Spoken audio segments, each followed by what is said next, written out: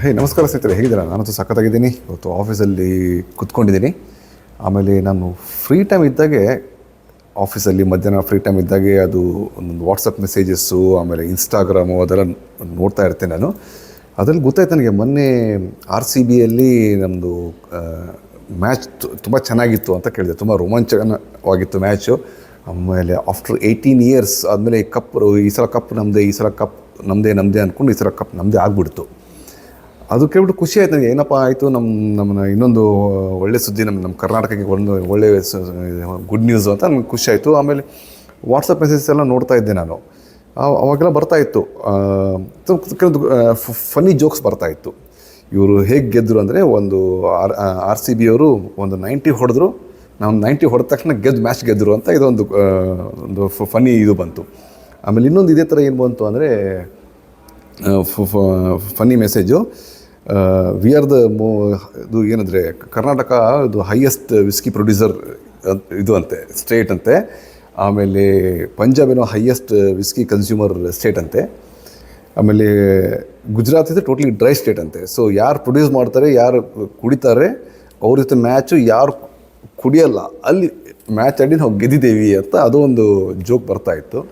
ತುಂಬ ನಮ್ಮ ಫ್ರೆಂಡ್ಸ್ ಎಲ್ಲ ಹೇಳಿದರು, ನೀನು ಮ್ಯಾಚ್ ನೋಡ್ಬೇಕಾಗಿತ್ತು ಕಣೋ, ಹಂಗೆ ಹಿಂಗೆ ಅಂತ, ತುಂಬ ಚೆನ್ನಾಗಿತ್ತು, ಇಟ್ಸ್ ರಿಯಲಿ ಅಮೇಝಿಂಗ್ ಅಂತ. ನನಗೆ ಪ್ರಾಬ್ಲಮ್ ಏನಂದರೆ, ಇಲ್ಲಿ ನನಗೆ ಅದು ಸಿಗೋಲ್ಲ, ಅನ್ನೋದು ಟೈಮಿಂಗ್ ಬೇರೆ ಆಗುತ್ತೆ. ಆಮೇಲೆ ನನಗೆ ಅದು ಲಿಂಕು, ಆಮೇಲೆ ಅದೇನೋ ಸೆಟಪ್ ಬಾಕ್ಸು, ಅದು ಇದು ಮಾಡಿ ಅದು ತುಂಬ ಕಷ್ಟ ಆಗಿದೆ. ನನಗೆ ಅಷ್ಟು ಈಸಿ ಇಲ್ಲ ಅದು ಲೈವ್ ಕ್ರಿಕೆಟ್ ಮ್ಯಾಚ್ ನೋಡ್ಬೇಕಂದ್ರೆ ಇಲ್ಲಿ. ಆವಾಗ ನಮ್ಮ ಫ್ರೆಂಡ್ಸ್ ಎಲ್ಲ ಹೇಳ್ತಾಯಿದ್ರು, ನೀನು ಮಿಸ್ ಮಾಡ್ಕೊಂಡು ಮಗ, ತುಂಬ ಚೆನ್ನಾಗಿತ್ತು ಮ್ಯಾಚ್, ಹಂಗೆ ಹಿಂಗೆ ಅಂತೆಲ್ಲ ಹೇಳ್ತಾಯಿದ್ರು.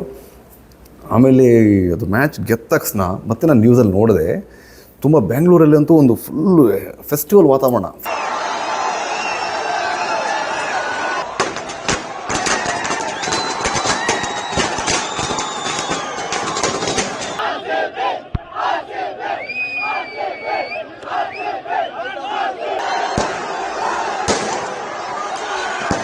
ಫುಲ್ಲು ಖುಷಿ ಜನ ಎಲ್ಲ ಬೈಕಲ್ಲಿ ಇಟ್ಕೊಂಡು, ಕರ್ನಾಟಕ ಫ್ಲಾಗ್ ಇಟ್ಕೊಂಡು, RCB ಜೈ ಕರ್ನಾಟಕ ಹಂಗೆ ಹಿಂಗೆ ಅಂದ್ಕೊಂಡು ಫುಲ್ MG ರೋಡು ಅದು ಇಲ್ಲಿ ಎಲ್ಲ ಕಡೆ. ನಮ್ಮ ಅಣ್ಣನೂ ಹೇಳ್ತಾ ಇದ್ದಾರೆ, ನೈಟ್ ಟೈಮ್ ನಮ್ಮ ಮನೆ ಹತ್ರ ವಿಜಯನಗರಲ್ಲಿ ಅಲ್ಲೂ ಹುಡುಗಿರು ಬೈಕಲ್ಲಿ ಕೂತ್ಕೊಂಡು ಹೋಗ್ತಾನೇ ಇದ್ದಾರೆ. ಆಮೇಲೆ ಬಾರ್ಸ್ ಎಲ್ಲ ಫುಲ್ಲಾಗಿಬಿಟ್ಟಿದೆ ಅಂತೆ. ಆಮೇಲೆ ಆಟೋ ರಿಕ್ಷಾದ್ರು ಕೂಡ ಫಾಸ್ಟಾಗಿ ಹೋಗ್ತಾರೆ, ಖುಷಿ ಫುಲ್ ಜೋಶಾಗಿ, ಒಂಥರ ಏನೋ ಹಬ್ಬದ ವಾತಾವರಣ ಎಲ್ಲ ಇತ್ತು. ಅದು ಕೇಳ್ಬಿಟ್ಟು ನನಗೂ ಖುಷಿ ಆಯಿತು, ಏನಪ್ಪ ನಾನು ಮಿಸ್ ಮಾಡ್ಕೊಂಡೆಲ್ಲ, ಈ ಟೈಮಲ್ಲಿ ಇರಬೇಕಾಯ್ತು ಬೆಂಗಳೂರಲ್ಲಿ ಹಂಗೆ ಹಿಂಗೆ ಅಂತ. ಆಮೇಲೆ ನಾನು ಇವತ್ತು ಬೆಳಿಗ್ಗೆ ನ್ಯೂಸ್ ನೋಡಿದೆ. ಆಮೇಲೆ ನಿನ್ನೆ ನೈಟು ಗೊತ್ತಾಯ್ತು ನನಗೆ, ಅದು ಸಿಕ್ಕಾಪಟ್ಟೆ ಅದೇನೋ RCB ರೋಡ್ ಶೋ ಮಾಡೋಕ್ಕೆ ಹೋಗ್ಬಿಟ್ಟು ಸಿಕ್ಕಾಪಟ್ಟೆ ಜನ, 3 ಲಕ್ಷ ಜನ ಒಟ್ಟಿಗೆ ಬಂದು ಎಲ್ಲ ಸ್ಟ್ಯಾಂಪೇಡ್ ಎಲ್ಲ ಆಗಿ ಅದು ಬೆಂಗಳೂರು ಹಬ್ಬ ಹೋಗ್ಬಿಟ್ಟು ಸ್ಮಶಾನ ಆಗಿಬಿಟ್ಟಿದೆ ಅಂತ ನ್ಯೂಸ್ ಗೊತ್ತಾಯ್ತು ರೀ. ಅದು ಕೇಳಿ ತುಂಬ ಬೇಜಾರಾಯ್ತು ನನಗೆ. 11 ಜನ ತೀರ್ಕೊಂಡಿದ್ದಾರೆ ನೋಡಿ ಪಾಪ. ಅಂದರೆ ಅವರು ತುಂಬ ಇನ್ನೋಸೆಂಟು, ಏನೋ ಖುಷಿಯಿಂದ ಏನೋ ಆಚರಿಸೋಕ್ಕೆ ಹೋಗಿ, ಏನೋ ಸೆಲೆಬ್ರೇಷನ್ ಮಾಡೋಕ್ಕೆ ಹೋಗಿ ಪಾಪ ಸ್ಟ್ಯಾಂಪರ್ಡಾಗಿ ತೀರ್ಕೊಂಬಿಟ್ರು. ನನಗಿದು ತುಂಬ ಇದು ಆಯಿತು. ಅಲ್ಲ, ಅಭಿಮಾನ ಇರಬೇಕು ರೀ, ಯಾವುದೋ ಒಂದು ಫಿಲ್ಮ್ ಸ್ಟಾರ್ ಇರಲಿ, ಯಾವುದೊಂದು ಕ್ರಿಕೆಟ್ ಮ್ಯಾಚ್ ಇರಲಿ, ಅಭಿಮಾನ ಇರಬೇಕು. ಬಟ್ ಇಷ್ಟು ಕ್ರೇಜಿತನ ಅನ್ನೋದು, ಇದು ಹುಚ್ಚುತನ ಅನಿಸುತ್ತೆ ನನಗೆ ಅಭಿಮಾನ ಅಂದರೆ. ಅಲ್ಲ, ನಮ್ಮ ಜನನ ಮೇಲೆ ಯಾವುದಿರೋ ಫ್ರೀ ಟಿಕೆಟ್ ಅಂತೆ, ಆಮೇಲೆ ಫ್ರೀ ಎಂಟ್ರಿಗೋಸ್ಕರ ಜನ ಫುಲ್ ನುಗ್ಬಿಟ್ರಂತೆ ಒಂದೇ ಹೊಡೆತಕ್ಕೆ. ಅಂದರೂ ಅಲ್ಲ, ನುಗ್ಲಿ ಪರವಾಗಿಲ್ಲ, ಸ್ವಲ್ಪ ಸೆನ್ಸ್ ಬೇಡ, ಸಿವಿಕ್ ಸೆನ್ಸು, ಕಾಮನ್ ಸೆನ್ಸ್ ಬೇಡ. ನಮ್ಮ ಜನ ಮೇಲೆ ಕಾಲಿಟ್ಟು ತುಳಿದು ಹೋಗಿದ್ದಾರೆ ಅಂದರೆ, ಇಲ್ಲಿ ಯಾರೋ ಬಿದ್ದರೆ ಒಟ್ಟಿಗೆ ಅವ್ರಿಗೆ ಒಂದು ವೇ ಮಾಡಿಕೊಟ್ಬಿಟ್ಟು ಅವ್ರಿಗೆ ಪ್ರೊಟೆಕ್ಟ್ ಮಾಡೋಕ್ಕೆ ಟ್ರೈ ಮಾಡಬೇಕು. ಅದು ಬಿಟ್ಟುಕೊಟ್ಟು ಅವ್ರ ಮೇಲೆ ಹೆಗಲ ಮೇಲೆ ಕಾಲಿಟ್ಟು ತಲೆ ಮೇಲೆ ಅಲ್ಲಿ ಎಲ್ಲಿ ಬೇಕಲ್ಲಿ ಟಿಕೆಟ್ ಸಿಗುತ್ತಾ ಇಲ್ಲೋ, ನಮಗೆ ಸೀಟ್ ಸಿಗುತ್ತಿಲ್ಲೋ ಅಂತ ಹೇಳ್ಬಿಟ್ಟು ಒಂದು ಜೀವ ಹೋಯ್ತಲ್ರಿ. ನಿಮ್ಮದು ಕ್ರೇಜಿತನ, ನಿಮ್ಮದು ಫ್ಯಾನು ಅಭಿಮಾನತನಕ್ಕೆ ಒಂದು ಜೀವ ಹೋಯ್ತಲ್ಲ, 11 ಜೀವ ಹೋಯ್ತು ರೀ. ಅದರಲ್ಲೆಲ್ಲ ಚಿಕ್ಕ ಹುಡುಗರು ರೀ. ಒಬ್ಬನ ಇಂಜಿನಿಯರ್ ಸ್ಟೂಡೆಂಟ್ ಅಂತೆ, ಒಂದು 6 ವರ್ಷದ ಮಗು ಅಂತ್ರಿ ಪಾಪ.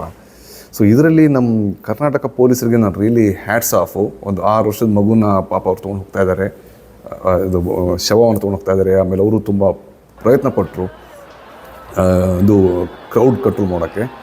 ಬಟ್ ಏನಾಗಿದೆ ಅಂದರೆ, ಅದು ಕ್ರೌಡ್ ತುಂಬ 3 ಲಕ್ಷ ಜನ ಒಟ್ಟಿಗೆ ಬಂದುಬಿಟ್ರು. ನಾನು ನೋಡಿದೆ ನನ್ನ TVಯಲ್ಲಿ, ಮೆಟ್ರೋ ಸ್ಟೇಷನ್ನು ಅಲ್ಲಿ ಇಲ್ಲಿ ಎಲ್ಲ ಜನಸಾಗರ ಎಲ್ಲ ಕಡೆ. ಆಮೇಲೆ ಇನ್ನೊಂದೇನೆಂದರೆ, ಈ ಸೆಲೆಬ್ರೇಷನ್ ಟೈಮಲ್ಲಿ ವಿಧಾನಸೌಧ ಮುಂದೆ ಫುಲ್ಲು ಒಂಥರ ಇದು ಸೆಲೆಬ್ರೇಷನ್ ನಡೀತಾ ಇದೆ. ಅಲ್ಲೆಲ್ಲ ಚೀಫ್ ಮಿನಿಸ್ಟರ್ ಇವರೆಲ್ಲ ಬಂದು ಅವ್ರಿಗೆಲ್ಲ ಸೆಲೆಬ್ರೇಟ್ ಮಾಡೋದು. ಆಮೇಲೆ ಅಪೋಸಿಟ್ ಸೈಡಲ್ಲಿ ನೋಡಿದರೆ ಸಿಕ್ಕಾಪಟ್ಟೆ ಅದು ರೋಡ್ ಇದೆಯಲ್ಲ, ವಿಧಾನಸೌಧ ಮತ್ತು ಹೈಕೋರ್ಟ್ ಮಧ್ಯದಲ್ಲಿ ಫುಲ್ ಅಂಬೇಡ್ಕರ್ ವೀದಿ ಅಂತಾರೆ ಅದಕ್ಕೆ. ಆ ರೋಡಲ್ಲಿ ಫುಲ್ ಜನಸಾಗರ. ಆ ಜನಸಾಗರದಲ್ಲಿ ಫುಲ್ಲು ಕರ್ನಾಟಕ ಫ್ಲ್ಯಾಗ್ಸ್ ಕಾಣ್ತಾ ಇದೆ. ಅಂದರೆ ನಮ್ಮ ಜನ ಎಷ್ಟು ಪ್ರೀತಿ ಕೊಡ್ತಾರೆ, ನಮ್ಮ ಕನ್ನಡಿಗರು ಎಷ್ಟು ಪ್ರೀತಿಯಿಂದ ಸೆಲೆಬ್ರೇಟ್ ಮಾಡ್ತಾಯಿದ್ದಾರೆ ಇದು RBC ಟೀಮ್ ಗೆದ್ದಿದ್ದಕ್ಕೆ ಅಂತ. ಇದು ನನಗೂ ಖುಷಿ ಅನ್ನಿಸ್ತಾ ಇತ್ತು. ನಮ್ಮ ಜನ ಒಳ್ಳೆ, ಫಸ್ಟ್ ಆಫ್ ಆಲ್ ನಮ್ಮ ಕನ್ನಡಿಗರು ತುಂಬ ಒಳ್ಳೆಯ ಜನ, ಆಮೇಲೆ ತುಂಬ ಪ್ರೀತಿ ಕೊಡ್ತಾರೆ ಎಲ್ರಿಗೂ. ಸೊ ಹಾಗಾಗ್ಬಿಟ್ಟು ಇದೊಂದು ನನಗೆ ಟ್ರ್ಯಾಜಿಡಿ ನೋಡಿಬಿಟ್ಟು ತುಂಬ ಬೇಜಾರಾಗ್ಬಿಡ್ತು, ಏನಪ್ಪ ನಮ್ಮ ಜನ ಈ ಥರ ಮಾಡಿಬಿಟ್ರಲ್ಲ ಅಂತ. ಇನ್ನೊಂದು ವಿಷಯ ನಾನು ಹೇಳೋದು ಮರ್ತೇ ಬಿಟ್ಟೆ.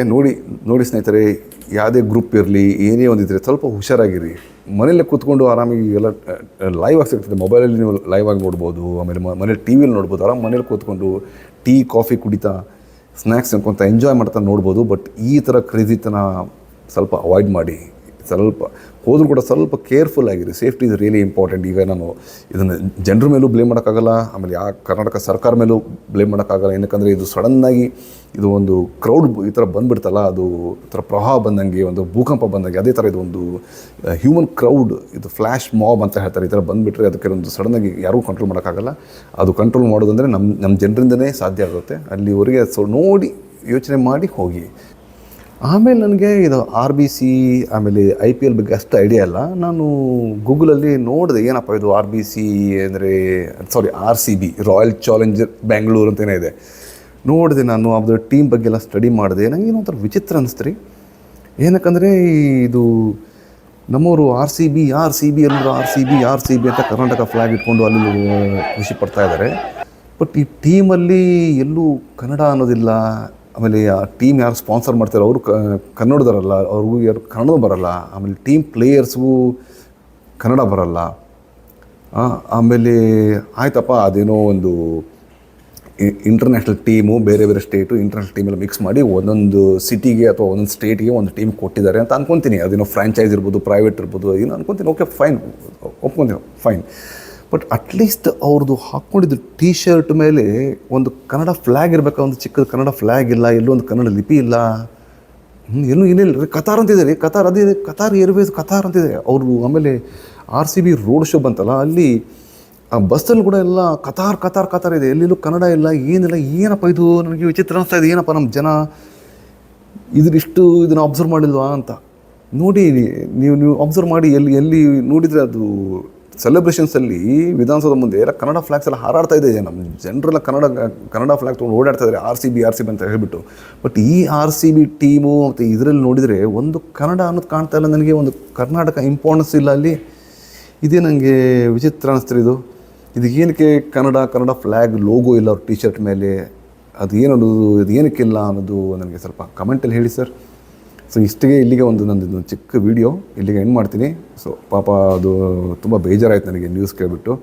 ಸೊ ಅವ್ರಿಗೆಲ್ಲ ಓಂ ಶಾಂತಿ ಅಂತ ಹೇಳಿಬಿಟ್ಟು ನಾನು ಇಲ್ಲಿಗೆ ಮುಗಿಸ್ತೇನೆ ಸ್ನೇಹಿತರೆ. ಅಲ್ಲಿವರೆಗೆ ಟೇಕ್ ಕೇರ್. ಜೈ ಕರ್ನಾಟಕ, ಜೈ ಹಿಂದ್.